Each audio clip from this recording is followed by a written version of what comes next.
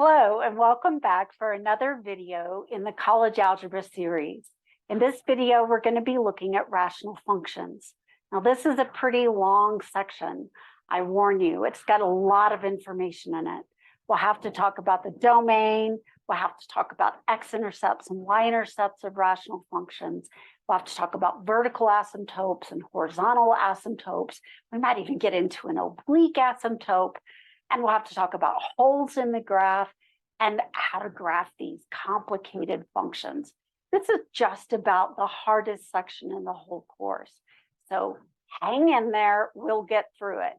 Let me share my screen and we'll go ahead and get started.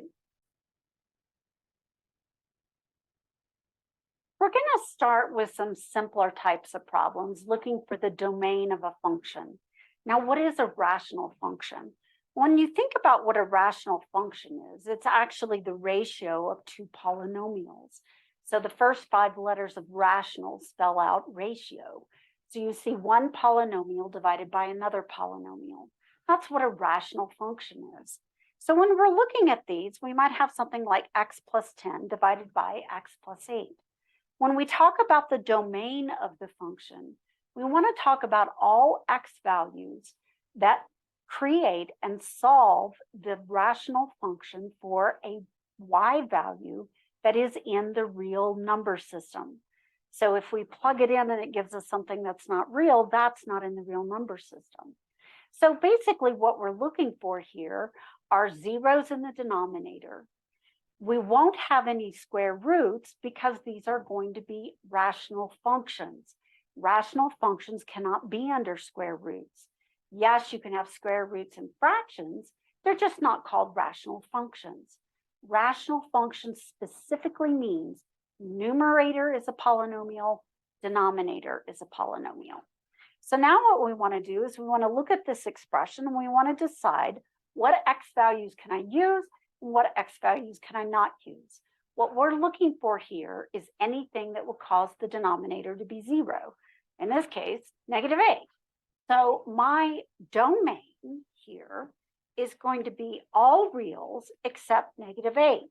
So you can write the double R, bar R for all reals, and then put not equal to -8. Now that's not actually how you write it in interval notation. How can you include this in interval notation? Well, think about the number line. What you have here is you want to leave -8 out. But you want to include everything else. So you want this to be solid and this to be solid, but you want a hole in the center. So the way that we express it in intervals is starting on the far left, we have -infinity. We stop at -8, but to leave it out, we make a round parentheses. We're not done. There's another section, so I put U for union. And then I pick up again at the same number, -8. And I go to +infinity. In other words, to leave one number out of the domain is a whole lot of work in the interval notation. All right, let's move on now to the next problem in our section. In the next problem, we again are looking for the domain. We can tell that this is a rational function because we have the polynomial x² plus 8, which is an upward opening polynomial, parabola, divided by x² minus 9x plus 20, which is also an upward opening parabola. So we have a parabola divided by a parabola. What we're looking for is anything that would cause the denominator to be 0. So I'm totally ignoring the numerator. I'm just looking to see where the denominator would be 0 because I don't want the denominator to be 0 and I need to take those numbers out. So I look at the x² minus 9x plus 20, and I do what I basically don't want to have happen. I let it be 0, and I factor it. This is going to give me 2 factors that I have the same sign, both negative, that add together to give me 9. So that's got to be 4 and 5. That means that I cannot allow x to be 4, and I cannot allow x to be 5. These 2 solutions would create a 0 in the denominator. So I can include all reals, but not 4 or 5. Now to leave it out, again, what I'm looking at on the number line up here is I've got 4 here and I've got 5 here, and I want to include everything, but I want to leave those numbers out. So I have a solid region here and a region here and a region here. So we follow the number line order. Far left is always negative infinity, and it stops at 4, but it's empty, so we make it round. I have another section, so put U for union, pick up again at 4 and go to 5 and stop. And then I'm still not done, so I put another union, and then I have to pick up again at 5 and go forever to infinity. And so this is what it looks like in interval notation. Let's now move on to the next problem. And the next problem, I have again a parabola divided by a parabola. And what I want to do is I want to find when the parabola in the denominator would give me 0. And then I'm going to leave those values out. So again, I'm going to factor the x squared plus 3x minus 54. I'm going to set it to 0. The factors have different signs this time, and they have a difference of 3, which sounds like 6 and 9. So I know it's got to be 6 and 9. And I know the larger, which is 9x, bigger than 6x, takes a positive. So it's going to be a plus 9 and a minus 6. So the two values that I should not use in the domain are going to be negative 9 and 6. That means that I can use all reals, but not negative 9 and 6. Now, what I want to do is visualize this on the number line. Which one's to the left? Well, negative 9 is to the left of 6, and I need to leave these numbers out. I don't care about zeros in the numerator. It is okay to have a 0 in the numerator. You just are not allowed to have 0 in the denominator. So then I want to include the regions from negative infinity up to negative 9, from negative 9 to 6, and the region from 6 to infinity. So this is going to give me negative infinity to negative 9, union, negative 9 to 6, union, 6 to infinity. The highlighting really helps to make sure that you've got all the regions accounted for. Let's move on now to the next problem. And the next problem, we're asked to find the domain again, but we're also asked for vertical asymptotes and horizontal asymptotes. It turns out that these numbers that we have been saying we can't use become vertical asymptotes in the graph. A vertical asymptote is a dashed line where the graph can't go across it. It can't touch it, it can't go across it. So it kind of comes up and it skims along it up, or it comes across and it skims across it down. And it has to do the same thing on the other side. I'll have to switch arms. So it's got to go up forever, or it goes down forever, but it cannot touch or cross that vertical asymptote because that would be division by 0. Now, a horizontal asymptote is a little bit different. Let's go ahead and do the domain in the vertical asymptote, and then we'll talk about horizontal asymptotes. Looking at the rational function that we have here, negative 1 divided by the quantity x minus 1, I have x minus 1 in the denominator, so I know that x had better not be 1. This is going to give me, of course, all real numbers except 1, which I'm leaving out, but it's going to include everything else. So when I think about what the domain is going to go from negative infinity up to 1, union 1 to infinity. And that will be the domain, just as we've done before. Now, what's the vertical asymptote? Well, it turns out it's that number. So in the graph, at 1 over here, I have a dashed line that it cannot touch or cross. So it's going to have to get close to it and skim along it all the way up or all the way down, one on either side. Vertical asymptotes are always going to be x equal equations, and they're going to be x equal the number that gives you 0 in the denominator. So ours becomes x equal 1. Now, this doesn't represent a number. This represents a vertical line, the vertical asymptote right here. And I usually abbreviate these with VA. Now, what's a horizontal asymptote? A horizontal asymptote is totally different from a vertical asymptote.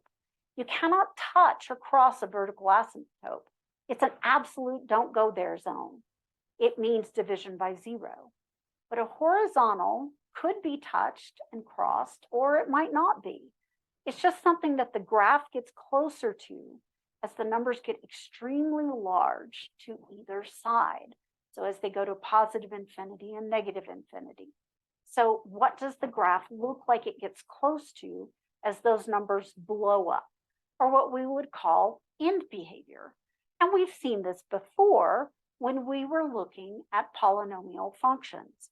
This time, though, the function that we have right here is a -1 over x minus 1.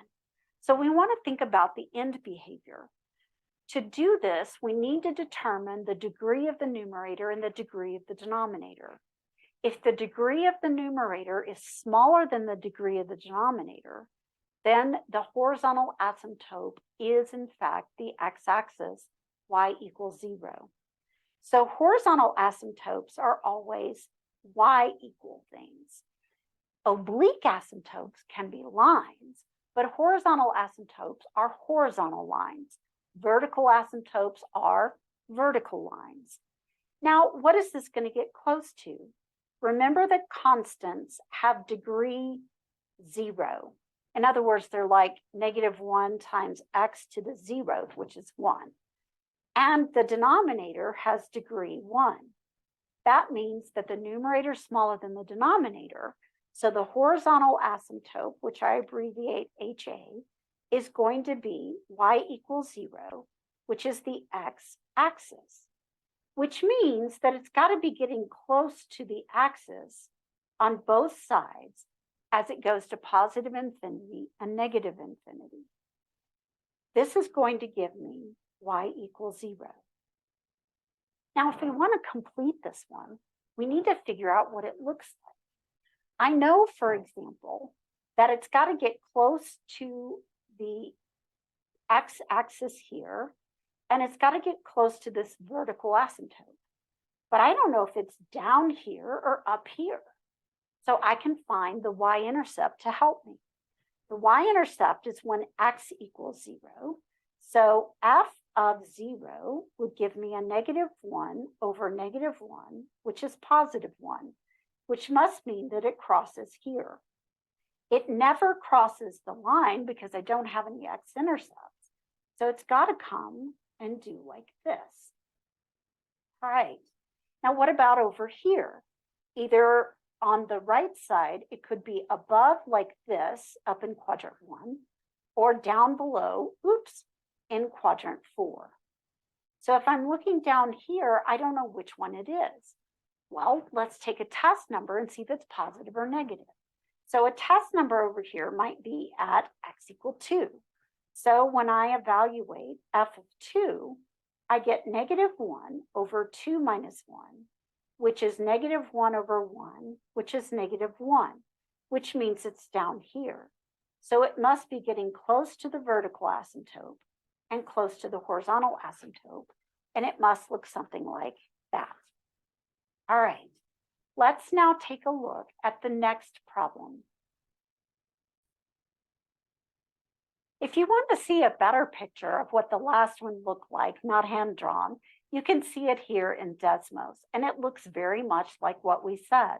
It crosses the y-axis at 0, 1, and when x is 2, the y value is -1.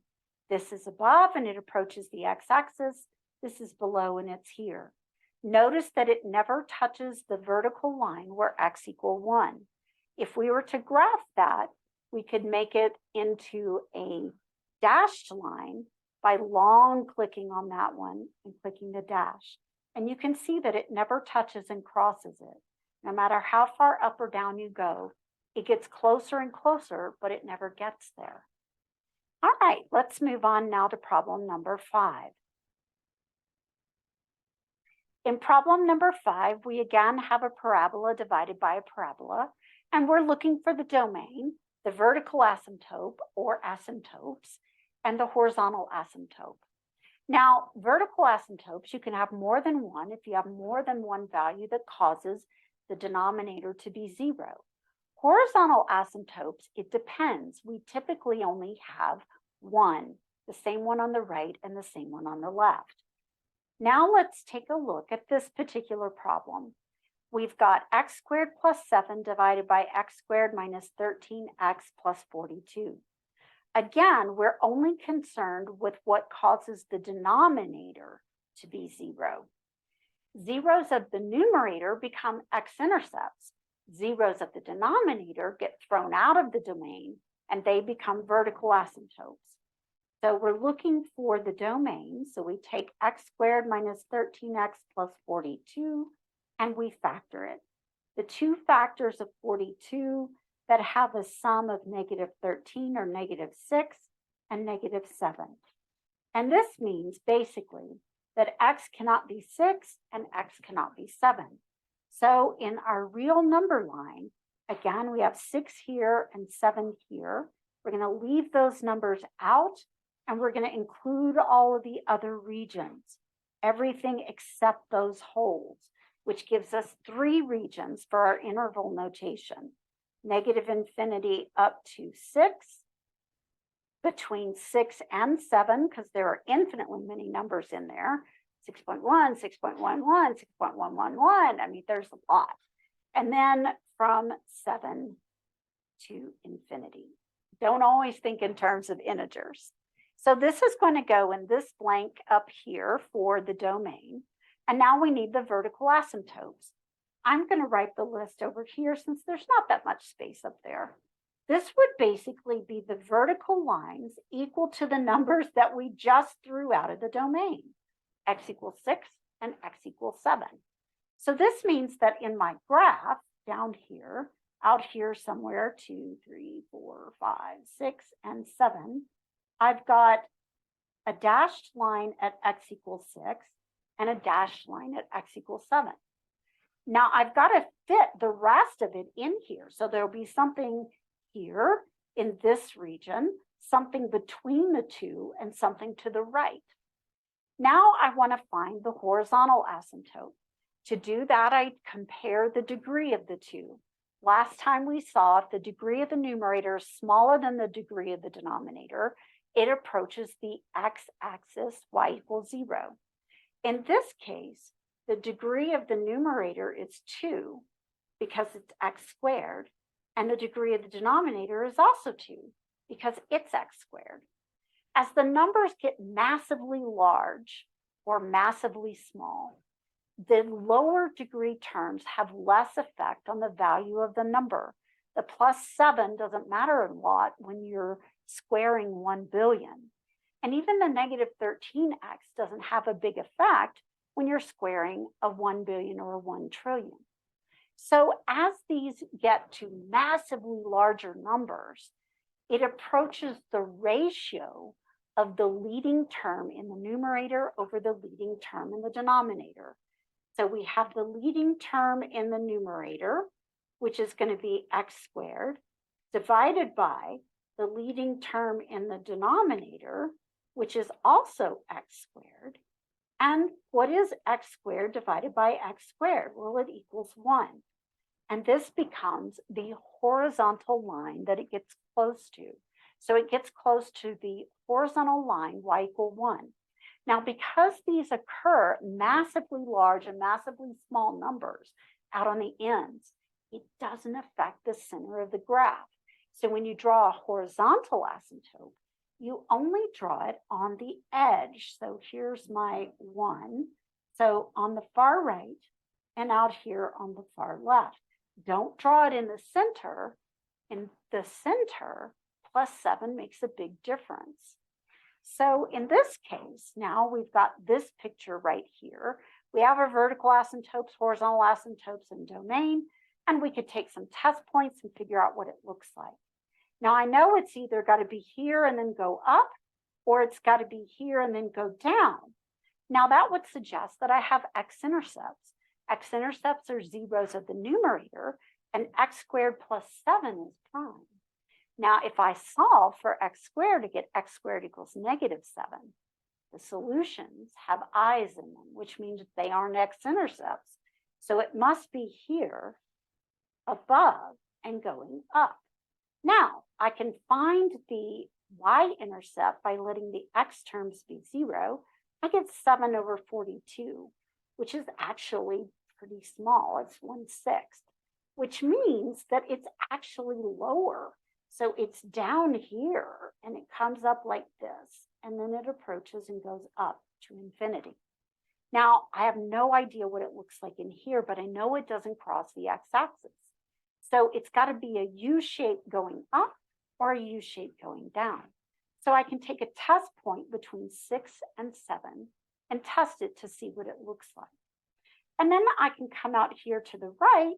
And again, I have no x-intercepts. So it's got to be doing something like this and getting close, pretty close. Now, if I take 6.5 and I plug it in here, I can determine if it's positive or negative. I'm feeling kind of lazy, so I'm not going to do that. What I will do is I'll graph it on Desmos for you, and we can take a look and see how close we were. Now, one of the reasons that we do this by hand is because sometimes it's hard to see all the features of the function at one time on the graph. And you can see that here for the example we were just working. Now, the graph of the rational function itself is this here in black. And you can tell that it is approaching that horizontal line y = 1. But notice that it actually goes lower, doesn't touch the x-axis. It crosses right here at 1/6. And then it goes up again a little bit, right? Oh, I've got a straight line in here, sorry. And then it goes up and it looks like it might approach this. Now we can tell out to the far right that it's also coming down and approaching the horizontal asymptote y = 1. But we can't tell what's happening in here for this part where it's between -6 or between 6 and 7. So what we're going to do is we're going to actually pull it up like this. Oops. And see if we can find it. It doesn't look like it's showing up. So is it down below? Hard to say. I don't see it, but there's got to be a section in there. So let's just go ahead and try to evaluate it. This is something that you can do with Desmos, and it will give you the solutions. So let's take 6.5, and we're going to put in 6.5 and quantity squared. Oops, when I was on the wrong thing. Quantity squared, right? And then we've got +7. And I probably need to put all of this in parentheses, divided by, and now I can put in 6.5 squared again. 6.5 squared minus 13 times 6.5, trying to figure out whether it's above or below so I can go find it. 0.5 plus 42. All right, which is, whoa, -197. So if I scroll in, I would have to go way down here to practically 200. Okay, going and going and going. Oh, wow. This is going to take me forever to get down there. But eventually, when I get down there, I should see the part, there it is. The part that's between x = 6 and x = 7. It's this downward opening parabola shape, this downward opening U. And how did I know it was below? Well, because this is negative. Now, when we graph by hand, we don't know how far below.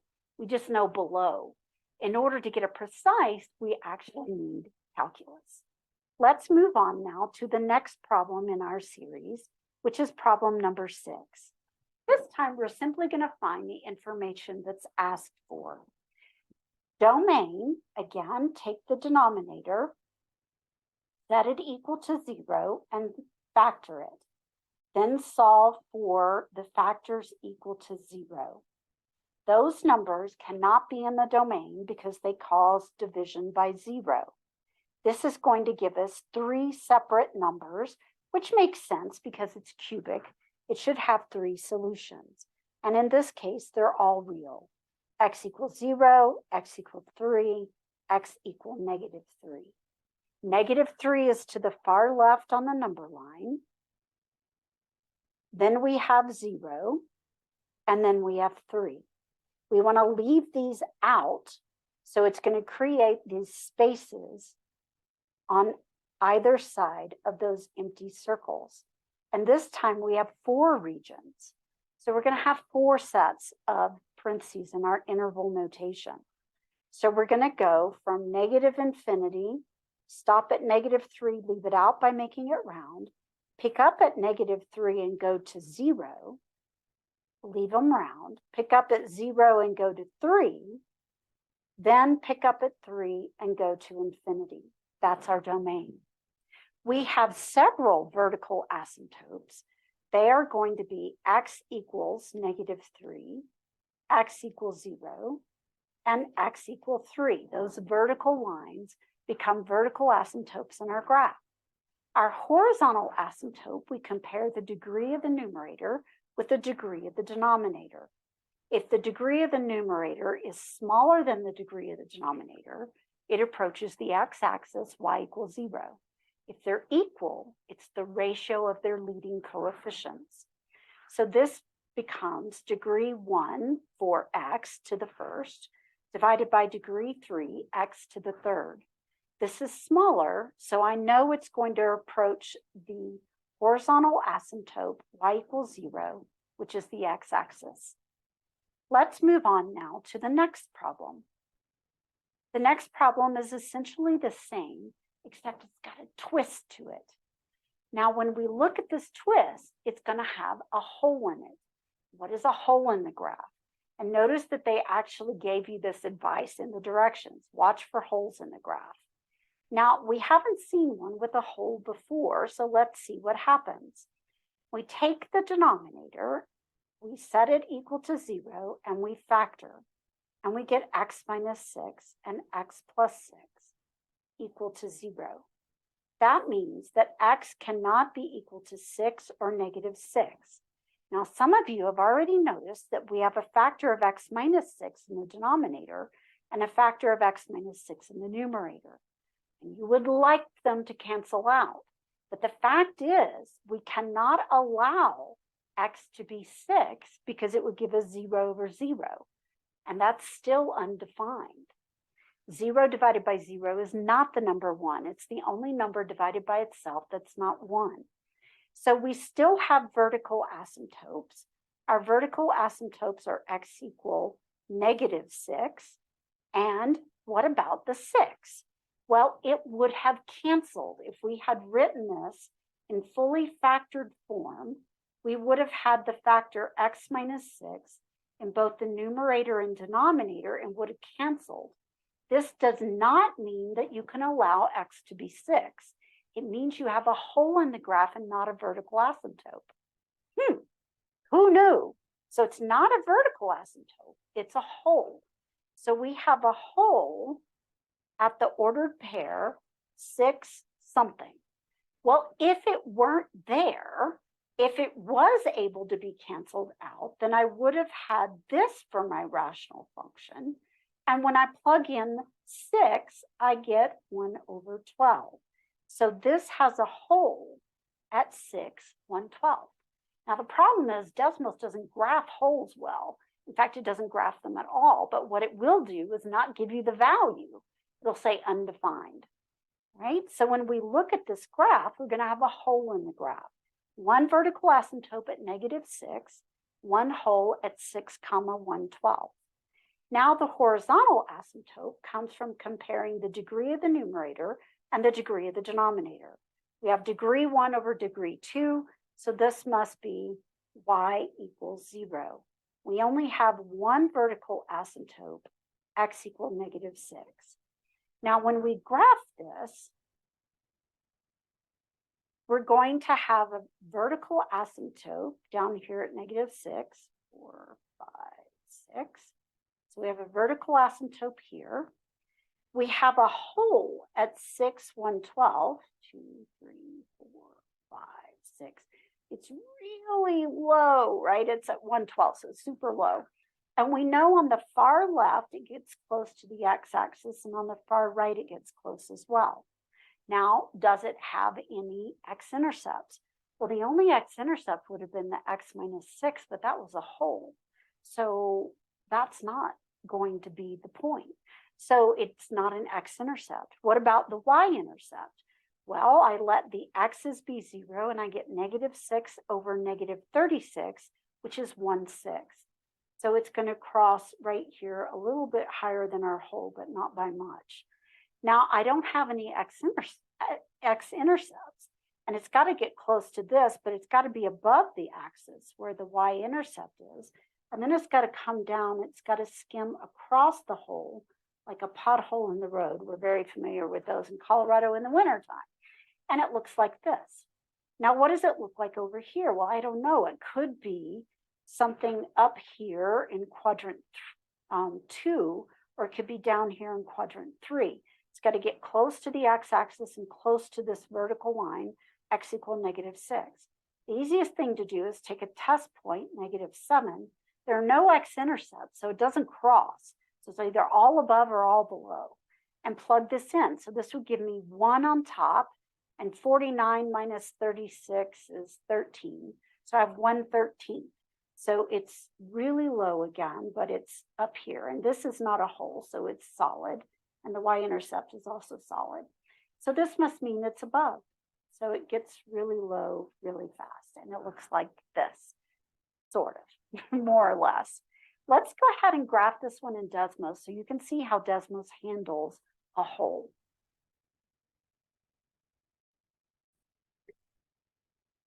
So now we can see the graph, and you can tell it looks more or less like what I did, I think. Or did I mess up? Oh, it looks like I messed up the sign of the 7. Or I typed it in wrong. X squared minus 6, or x minus 6, x squared minus 36. Why is this graphing below?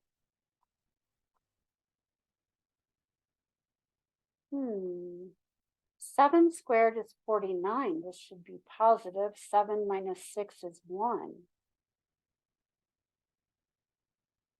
1 over 13 is positive. How am I messing up? 7 squared is 49. 7 minus, oh, it's negative 7. Ah, so now I know why I messed it up. If it's a negative 7, then it's going to be a little bit below because the numerator would be a negative 13 over 13, which gives me a negative 1. Now I know where I went wrong. Okay, so it's always a good idea to go ahead and graph it on Desmos just to make sure you've got it right.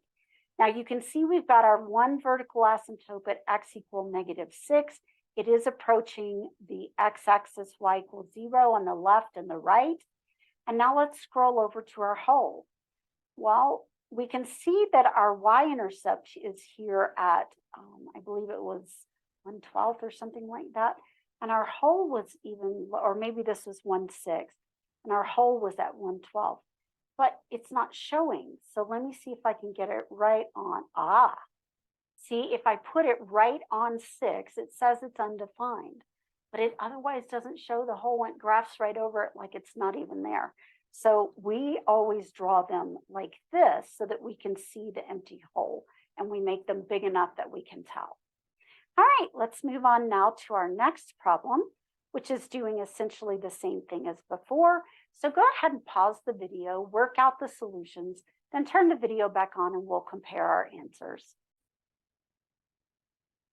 So on this problem, we see that we have a linear polynomial in the numerator and a linear polynomial in the denominator. For the domain, we're going to take the denominator and set it equal to 0 and solve. We get negative 7 over 6, so we know we can't use negative 7 over 6. So this is the domain in interval notation with negative 7 over 6 left out. That also means that that becomes the vertical asymptote. It is not a solution of the numerator, it does not factor out and cancel. That would make it a whole. So our vertical asymptote is -7/6. Our horizontal asymptote, because these are both degree 1, comes from the ratio of the leading coefficients, -5/6, or y equals -5/6. Let's graph this in Desmos and see if we've done it correctly. And we can see that the picture here looks, well, I didn't graph it, but we can see that we have a vertical asymptote out here at -7/6.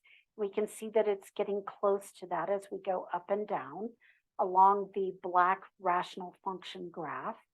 And we can also tell that it is approaching the horizontal asymptote of y equal -5/6, which I forgot to graph. So let me get that in there real fast.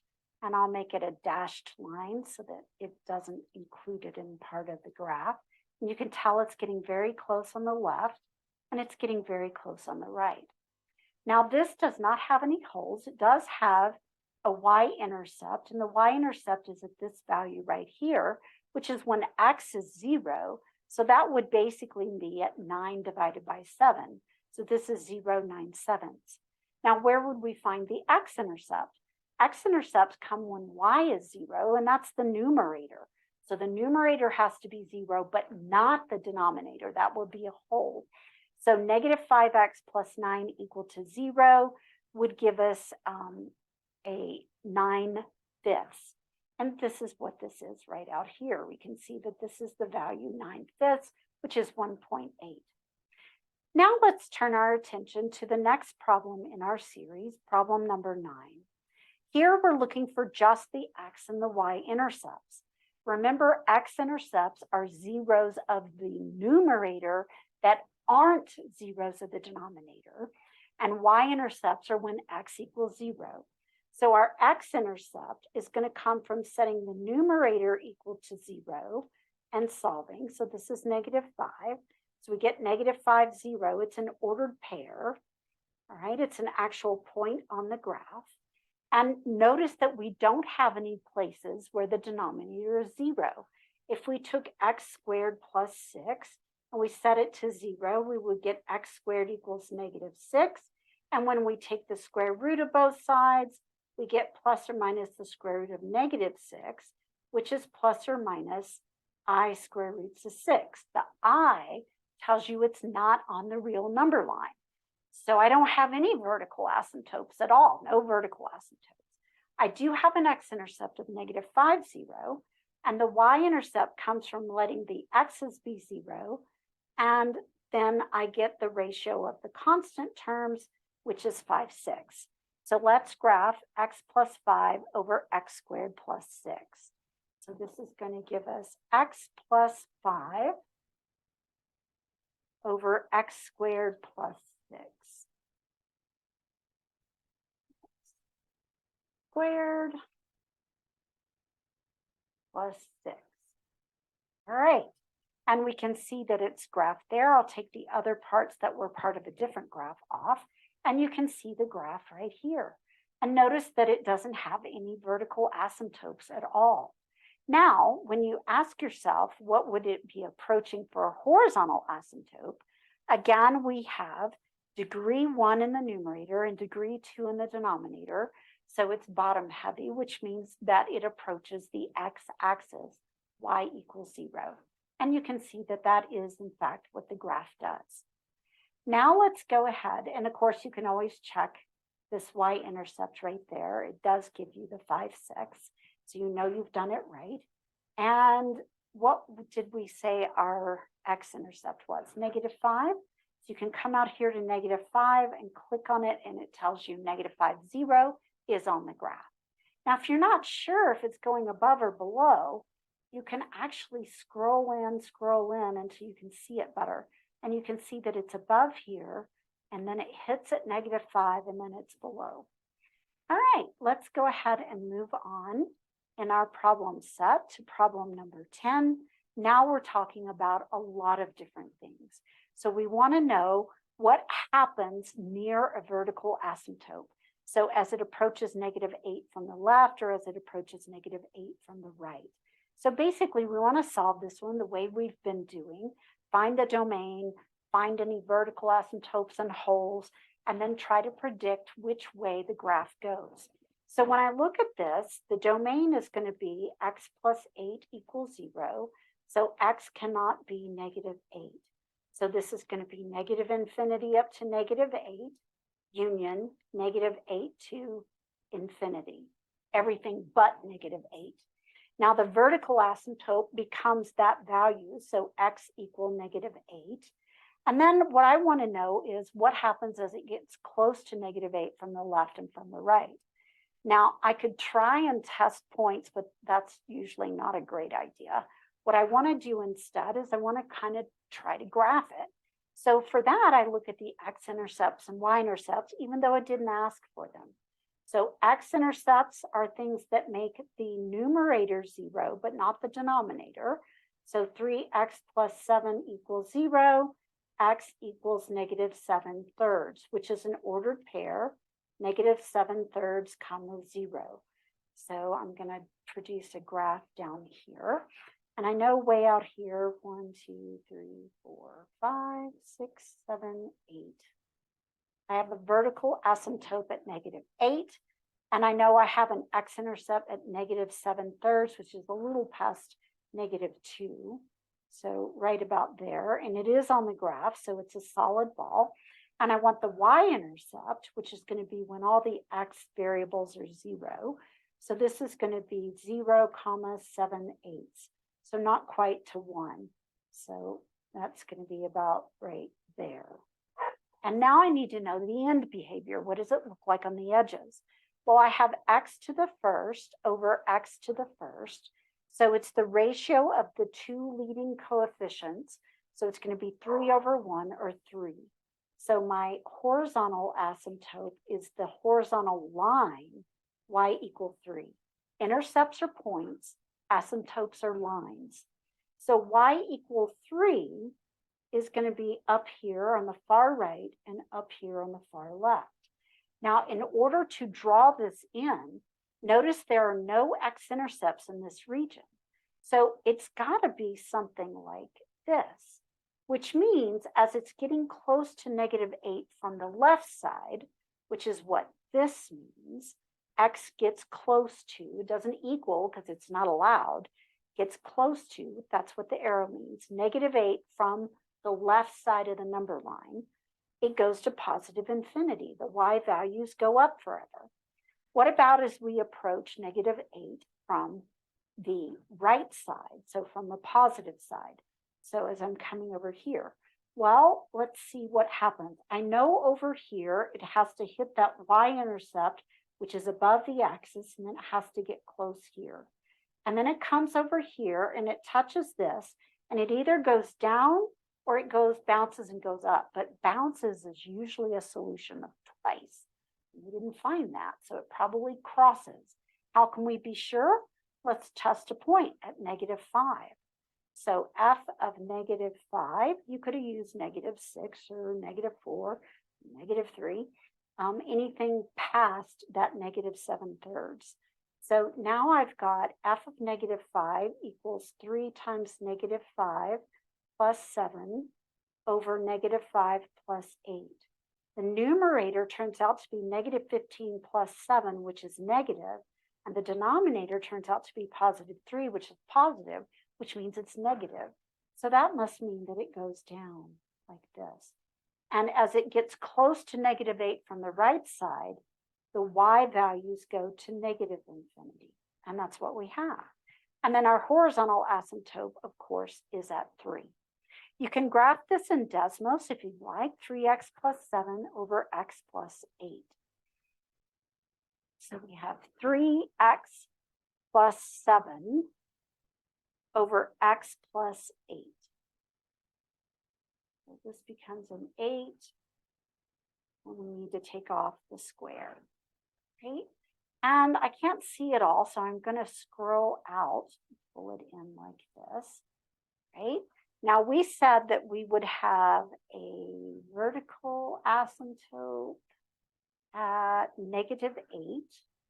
So this would be at x equal -8. And we'll turn it on so you can see it there. And you can see that, yes, it is getting close, but not touching or crossing. And we said it had a y-intercept of 7/8 and an x-intercept of -7/3. So our x-intercept is going to be here. If I can get it right on, there's -7/3. And our y-intercept is here, that's 7/8. Now it is approaching the line y equal 3, so we need to put that up here. So we'll put that one in as well and turn it on, and it's a dashed line. And you can see that it does approach that horizontal asymptote, but only on the far left and far right. It totally ignores it here in the center part. Okay, now let's take a look at our next problem. So this time I'd like you to actually work through the algebra and get your solutions, then turn the video back on and we'll compare our answers. So how did you do? I know these are difficult problems, hang in there. So again, we take the denominator equal to 0 to find what we need to throw out of the domain, which is -2. That becomes our vertical asymptote because it is not also a solution of the numerator. That would make it a whole. Our solution of the numerator becomes the x-intercept, which is -3/2, 0. It's a point. Asymptotes are lines. This is the vertical line. X can't be -2. The x-intercept is the ordered pair here, -3/2, 0. The y-intercept comes from letting the x coordinates be 0 and giving the ratio of the two constant terms, 9/16, which is a little above a half, which you can see here. The horizontal asymptote, because these are both degree 1, comes from the ratio of the leading coefficients, -6 over -8, or 3/4. Those only apply on the far right and the far left. Now, how did I know to draw it this way? I know it has to get close to this line and close to this line on the far left, but it never crosses or touches the axis. It has to be up here. There's no other way, which means as it approaches -2 from the left, the function y values go to positive infinity. Now, on the right side, I know that it has to hit this y-intercept and then get close to the horizontal asymptote y equal 3/4. I know that it hits this x-intercept. The question is, does it bounce and go up or turn and go down? Remember that we found that bounce points come from multiplicity that's even. This had odd multiplicity, so it must turn and go down. How can you test it? You can test a point like -1.75 and plug it into your function here and see if it gives you a positive or a negative. If it gives you a negative, it's down. If it gives you a positive, it goes up. And that means as it approaches -2 from the right, that's what that plus up in the power position means. This goes to -infinity. And you can see over here in the graph that this is exactly what it does. Let's now move on to our next example, which is problem number 12. This is very similar to what we've done before, but this time we have two vertical asymptotes. Let's go ahead and solve it and then turn the video back on and compare answers. So this problem is a little bit more complicated in an already very complicated problem. So I want to pause here and I want to show you what I'm doing. So again, I take the denominator equal to 0. Now, because it has a leading negative, I don't factor it well that way. So I factored the negative off. That changed all three signs on the inside. Then I factored the x squared minus 4x plus 3 to get x minus 3x minus 1 multiplied by the -1 I factored out. That means that x can't be 1 or 3, but the problem is I can't tell if these are wholes or vertical asymptotes because I don't know if they are solutions for the numerator. So then I have to take the numerator and I have to factor it. So I factored the -3 out, which changed all the signs on the inside and divided each coefficient by 3. So it became positive, positive, negative, and x squared plus 2x minus 8, which factors as x plus 4, x minus 2. Now, none of these factors is the same, so nothing cancels, which means I don't have a whole. That means that 3 and 1 are both vertical asymptotes. So my vertical asymptotes are x equal 3 and x equal 1. My domain is given up here the way it normally is, negative infinity to 1, union 1 to 3, union 3 to infinity. Remember, to leave out 1, you have to include it twice, on the closing of the one on the left and the opening of the one on the right. Now we want to know what it looks like, and we also want to know the horizontal asymptote. The horizontal asymptote is easier. Take the highest degree term in the numerator, -3x squared, and the highest degree term in the denominator and compare them. Then 2 have both degree 2, so I take the ratio of their leading coefficients, -3 divided by -1, and so my horizontal asymptote is a line, y equal 3. -3 divided by -1 is 3. Now I need to figure out what it looks like. It helps to know what the x and y intercepts are. Come to the fully factored form of the function. Zeros of the numerator that are not zeros of the denominator are x-intercepts.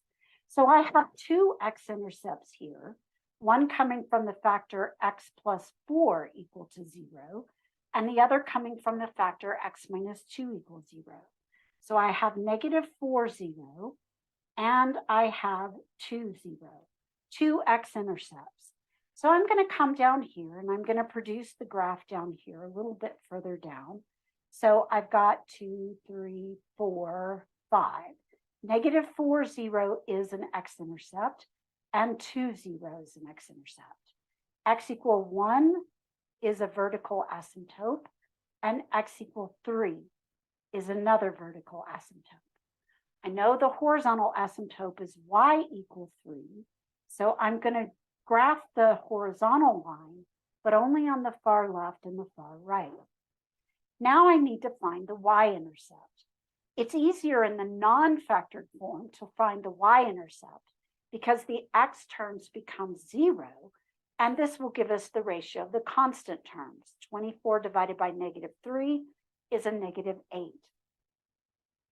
That means that my y-intercept is actually pretty low. 2, 3, 4, 5, 6, 7, 8. It's down here. So I've got all of my x-intercepts. I've got my y-intercept. I've got my horizontal asymptote and my vertical asymptotes, and there were no holes. I didn't have any factor in the numerator cancel a factor in the denominator. Now I know that it's got to be close to this horizontal line that I see here, and it's got to hit this x-intercept. Now, I know it's then not going to cross the x-axis again, but it's got to hit this -8. So I'm going to go ahead and extend my vertical asymptotes down. So I know it's got to be here, and then it's got to come down, got to go through the x-intercept, and then it's got to go through the y-intercept. Well, it's got to keep going down because it never crosses the axis again. It can't go up because it would have to cross the x-axis, and there's not an x-intercept there. So it must look something like this. Now, on the far right, I know it's got to get close to this horizontal asymptote y equal 3 and close to this vertical asymptote x equal 3. But there's no x-intercept. So it can't be below because then it can't get close to y equal 3. So it's got to be something like this. The only region that I really don't know what it looks like is this region in here. Now I have an x-intercept at 2. So the question is, what does it do between 1 and 2 and between 2 and 3? The best way on this one to figure that out is to go ahead and analyze the signs at 1.5 and 2.5. And I'm going to analyze them here in the factored form that you see here. So I'm going to analyze x equal 1.5 to find out what happens between 1 and 2. If it's positive, then it's above the axis. If it's negative, it's below. So I have f of 1.5, and then I'm going to just think about the signs. -3 is always going to be a negative. 1.5 plus 4, well, that's positive. And 1.5 minus 2, well, that would be negative. In the denominator, I have the negative for the -1. And then 1.5 minus 3 is also negative. And 1.5 minus 1 is positive. Now count how many negatives you have. If you have an odd number, it's negative, an even number, it's positive. I have 4, which means that it's positive. That must mean that it goes up and comes down and hits that x-intercept.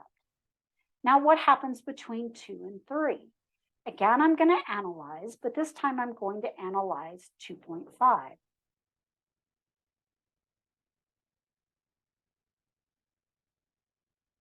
So when I think about the signs at 2.5, again, I've got a negative in the numerator for the -3. 2.5 plus 4 is positive, and 2.5 minus 2 is also positive. In the denominator, I've got a negative for the -1 I factored out. 2.5 minus 3 is also negative, but 2.5 minus 1 is positive.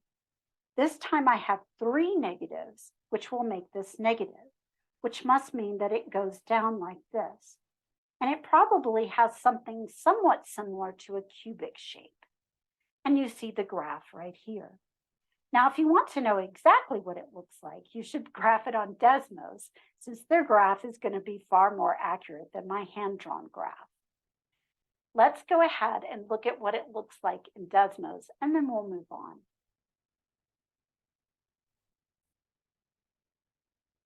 So here's what we have. We again have it approaching the horizontal asymptote y equal 3, going through, I believe, -4, 0, and 0, -8, and then going down. And then it has this sort of negative cubic-y shape between x equal 1 and x equal 3. And it's all above on the far right.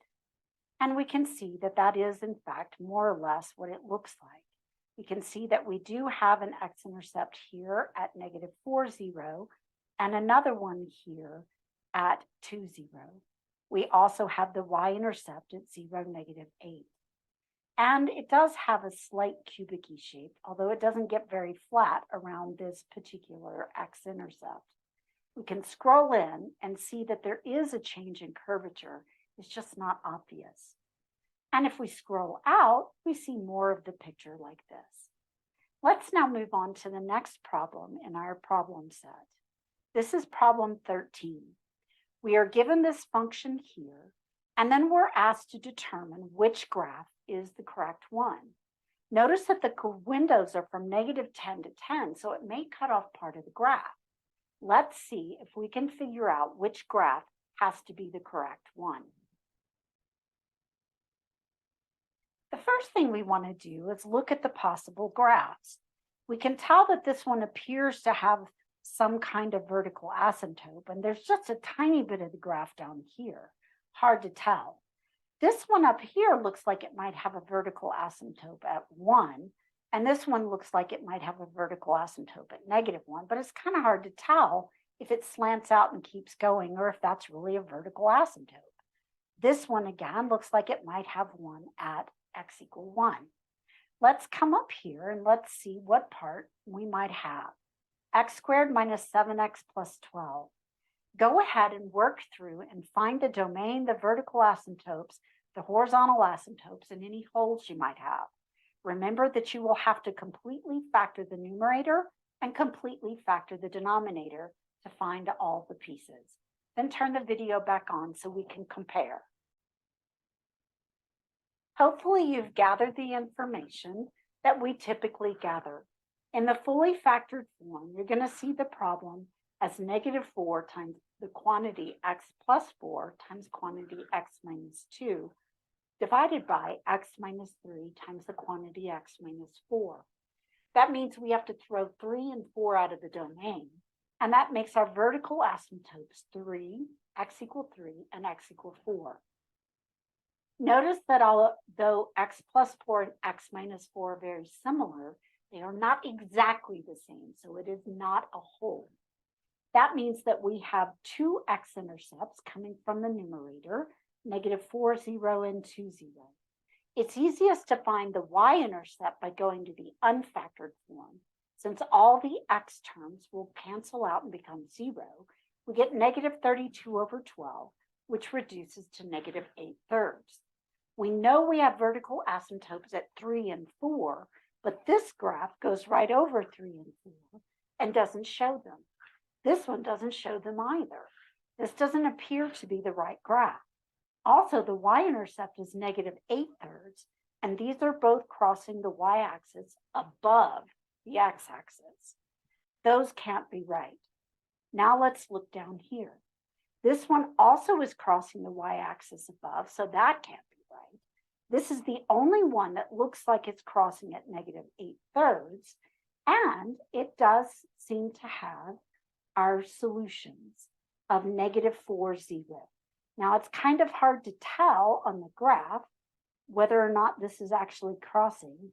We're going to have to tell, well, it's kind of hard to tell. This is -10 to 10. This is not a great picture. It looks like it's crossing there at -4, but it also looks like it's crossing at -2. Let's see if I messed up somewhere so that I should have both of those.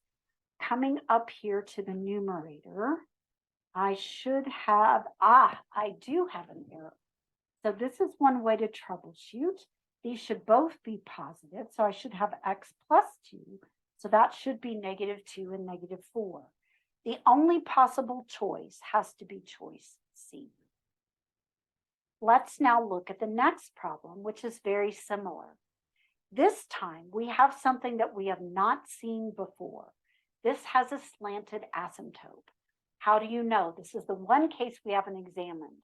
We've looked at the degree of the numerator is smaller than the degree of the denominator. So the horizontal asymptote is the x-axis, y equals 0. And we've looked where they're the same degree. So it's the ratio of the leading coefficients, a horizontal line.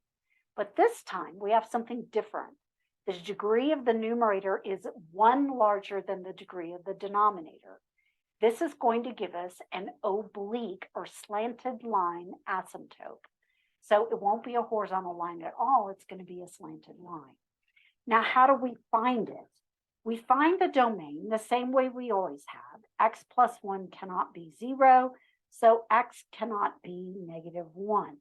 So this would be -infinity up to -1, union -1 to infinity. That makes our vertical asymptote -1 if it's not a whole. I don't know if it's a whole, so I need to fully factor the numerator. So I'm going to factor out the -2, which is going to give me -2 times x squared. It'll change the sign of everything inside, minus 4x plus 4. And this will be divided by x plus 1. This can be factored further, which is going to give me a -2 times x minus 2 times x minus 2. In other words, I have the same factor twice. It's not the same factors in the denominator, so it's not a whole, and that means that my vertical asymptote is x equal -1. Now, what does it mean that this showed up twice? It's still an x-intercept, but it means the graph is going to bounce off of the x-axis since it has an even multiplicity. So this is going to make our x-intercept, and it's going to bounce here because it shows up twice, of 2, 0. Our y-intercept is going to be found by taking the constant -8 and dividing by 1. So we have 0, -8. And our horizontal asymptote does not exist, where our degree of our numerator is 2, degree of the denominator is 1. So in order to find this slanted asymptote, we actually have to do long division. So to find it, you're going to take the equation, and you can use synthetic division or long division, because here what you're dividing by in the denominator is linear. So you could use -1, the solution that goes with the factor x plus 1, and then you write the coefficients of the numerator in descending order.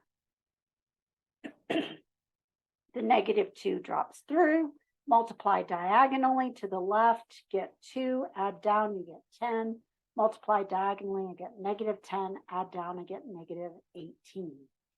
Now, this part right here becomes the slanted asymptote. This is -2x plus 10, and yes, it's got a -18 that never got divided by x plus 1, but the line part of it, the first part without the remainder, is the oblique asymptote.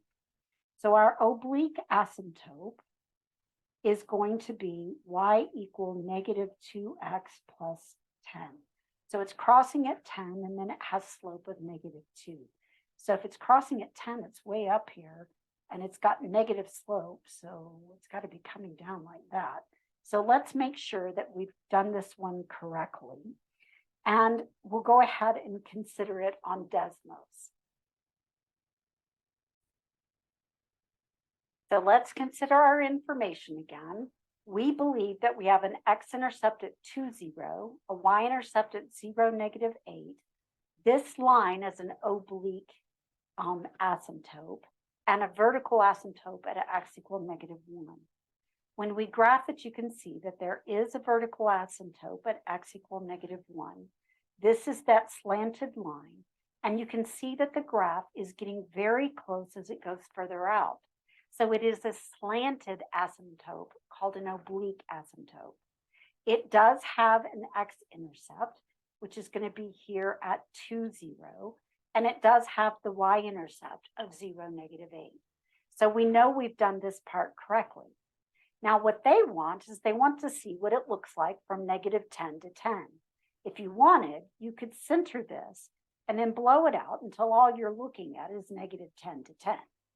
Coming over here, though, we know that it has to touch the x-axis at 2, 0, but we know our asymptote is slanted negatively, so B is definitely out. We also know that A is out because it's touching at -2, 0, not 2, 0. It looks to me like the only one that's a remote possibility is D, and in fact, it must be D. Let's now move on to the next problem type. In the next problem type, we're not given the function. We're given information about the graph, and we're asked to find the function. So let's see if we can kind of work backwards and see if we can come up with a function that exhibits these traits.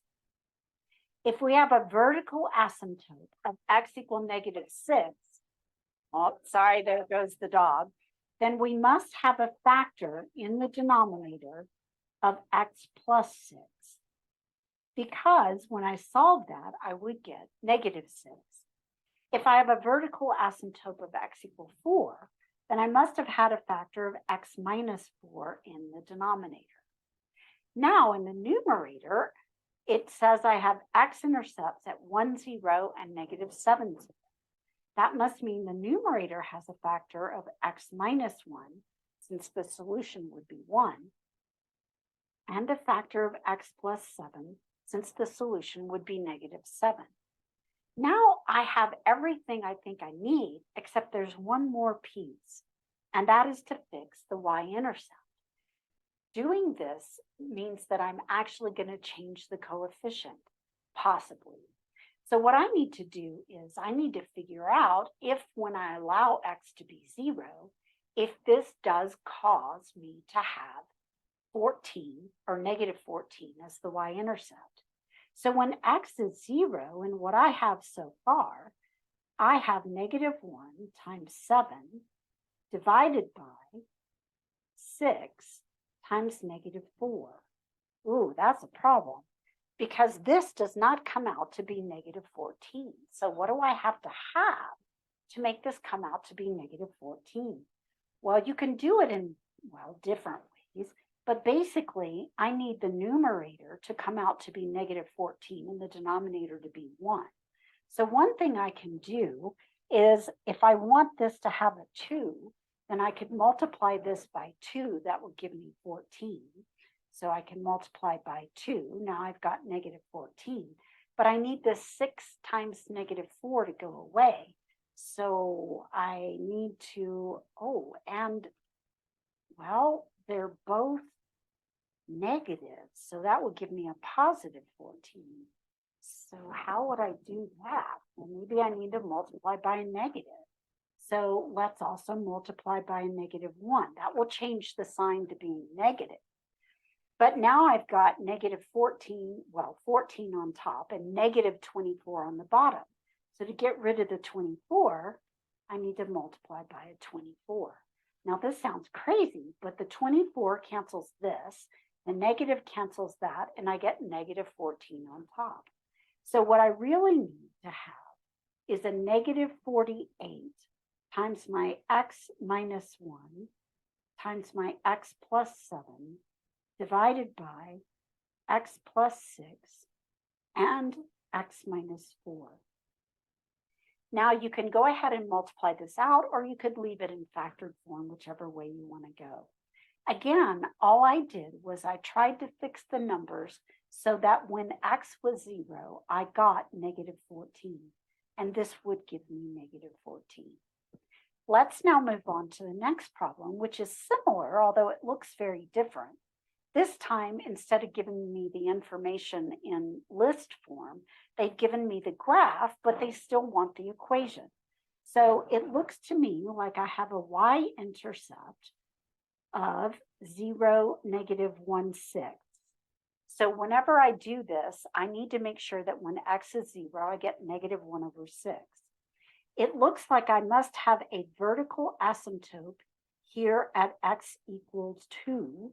So in my function, I must have x minus 2 in the denominator. I'll have to fix the y-intercept last, just as I did before. So I have x minus 2. I also have a vertical asymptote over here at negative 3. So I must have an x plus 3, which has solution negative 3.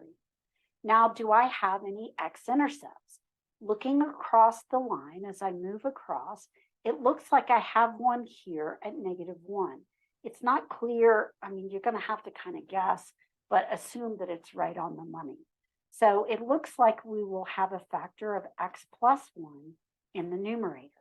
Now, the question is, this takes care of all the information that I've got.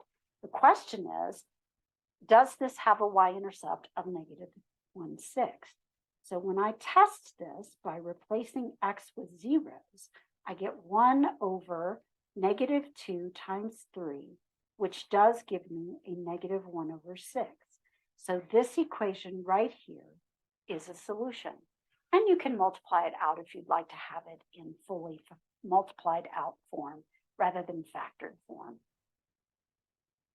Now we want to talk about the wholes. So we want to focus just on wholes for a little bit. Remember, wholes come from factors that are identical in the numerator and denominator, and they're often called removable discontinuities. A removable discontinuity is a hole in the graph. So when I look at this one, f of x equals x squared minus 49 over x minus 7, I fully factor the numerator and denominator. And then when I look at it, I can see that one of the factors is identical. This right here means that I have a hole in the graph, and the hole is going to be when x equals 7. Now, I need to know what the y value is. So I look at the reduced form after I've canceled the x minus 7, which is x plus 7, and I replace that x with the value of x at the hole, which happens to be 7 as well. So I get 14. So my hole appears at 7, 14. That's where my removable discontinuity is. Now the problem's only asking for the x coordinates, so you would just put in x equals 7. but the hole itself is at 714. Otherwise, it looks like the line x plus 7, but it's got a hole in it. So the line x plus 7, I don't know, up here at 7, so it's kind of coming across like this, and out here it has a hole, and then it keeps going. And that's basically what it looks like. Let's look at the next problem, which again is focused on identifying the removable discontinuity. And when we fully factor the numerator and denominator, we get x minus 6 and x plus 5 divided by x plus 5. That makes the x plus 5 an identical factor. So the solution to that is negative 5. So our removable discontinuity is at negative 5. Now, where is the hole? The hole is going to be at whatever you get when you replace the x in the part that didn't cancel with a negative 5. So the hole is going to be at negative 5 for x, negative 11. So there's a hole in the graph right there. And this one is also a line. It's the line x minus 6, but with a hole at negative 5, negative 11. Now let's look at this one. This one also has a removable discontinuity. This is more complicated. And we'll graph this one on Desmos so you can see how it handles it. Again, we need to fully factor the numerator and denominator. So let's see, factors of 30 that subtract to give me 7 would be 10 and 3. So I've got minus 10 and x plus 3 for the numerator. And the denominator, I'm going to have x plus 6 and x plus 3. That makes the x plus 3's identical factors. So they're going to cancel, and they're going to give me a hole in the graph. And I'm going to have a hole at x equal negative 3. So that's where my removable discontinuity is. Now, how do I find the y value of the hole? I replaced the x in the part that didn't cancel with negative 3. So my hole is at negative 3, and then I would get negative 13 over 3. And that's where the hole would be. Let's graph this one in Desmos so we can see how it handles the hole. So now that we've graphed it, you can see what it looks like over here. And I'm going to scroll out so that we can see if there's any more of this here. Well, it's kind of hard to tell. It doesn't look like it. It looks like it pretty much goes the same. Now, we predicted that the hole would be at negative 3, negative 13 thirds. Now, if you don't graph the hole separately, it looks like it goes right over it. The only way to know that it's a hole is to go right to the spot and click on it, and then it says undefined. I like to see if it's in the right place by actually putting a circle around it. And now I can see where the hole is. Okay? I think we have maybe one more problem to do, which is based on an application problem.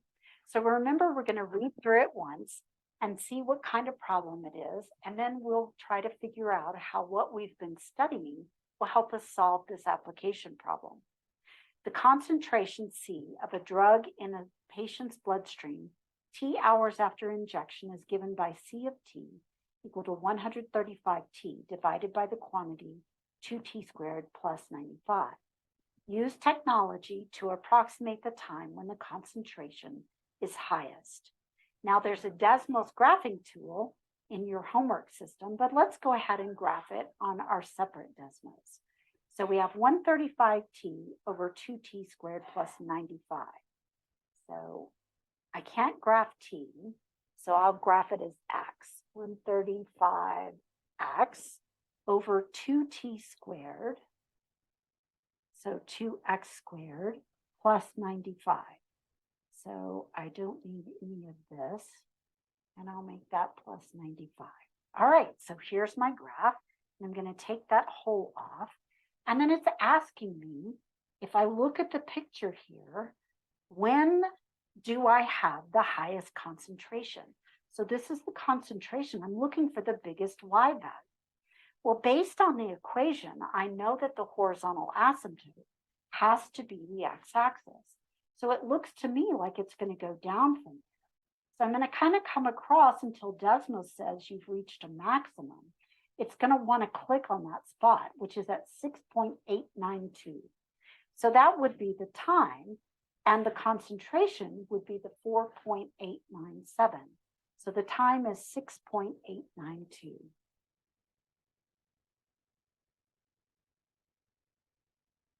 I hope this makes sense, and I hope that you've understood how to graph a rational function.